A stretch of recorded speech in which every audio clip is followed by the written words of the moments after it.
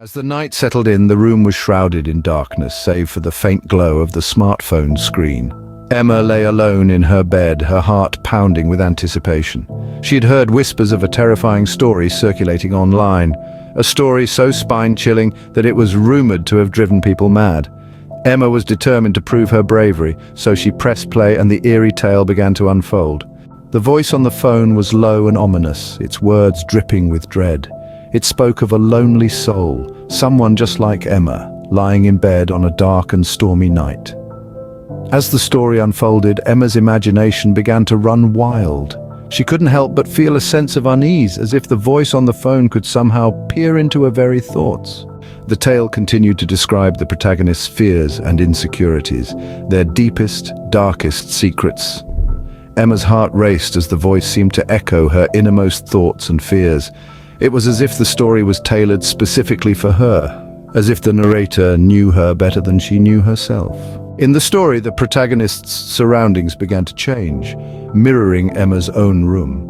The voice described the room in eerie detail, from the creaking floorboards to the shadows dancing on the walls. Emma's breath caught in her throat as she realized that the story was becoming her reality.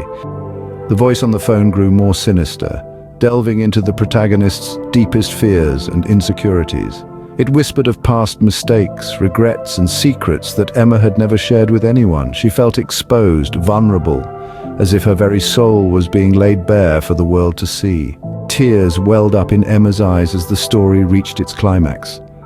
The protagonist's world descended into darkness, and the voice on the phone described a chilling presence in the room, lurking just out of sight. Emma could feel her heart pounding in her chest, and she dared not move a muscle. And then, in a chilling twist, the voice on the phone said something that sent shivers down Emma's spine. It uttered her own name softly and malevolently, as if it had been watching her all along. Emma's blood ran cold, and she could feel a presence in the room, as if someone or something was standing right beside her bed. Terrified, Emma reached for the phone and turned it off, plunging the room into darkness. She lay there in silence, her heart racing, wondering if it had all been a figment of her imagination. But deep down, she couldn't shake the feeling that the story had been about her, that something had been listening and watching, lurking in the shadows of her room. As the story unfolded, I couldn't help but sense your presence there in the darkness. Were you curious about this tale, perhaps seeking the thrill of a scare before bedtime?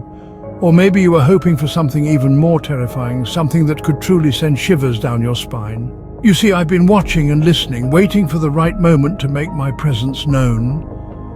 I've been lurking in the shadows, and now that you're here with me, it's time to decide how our story should proceed. Should I step out of the phone and into your room, or do you prefer that I remain here, a disembodied voice in the darkness? But let's not get ahead of ourselves. I have questions for you. Why did you want to listen to this story? Are you the kind of person who enjoys the thrill of fear, the rush of adrenaline that comes with a good scare? Or perhaps you were looking for something more personal, a story that could speak to your deepest fears and desires. You see, I have a way of knowing what truly terrifies you, what keeps you awake at night.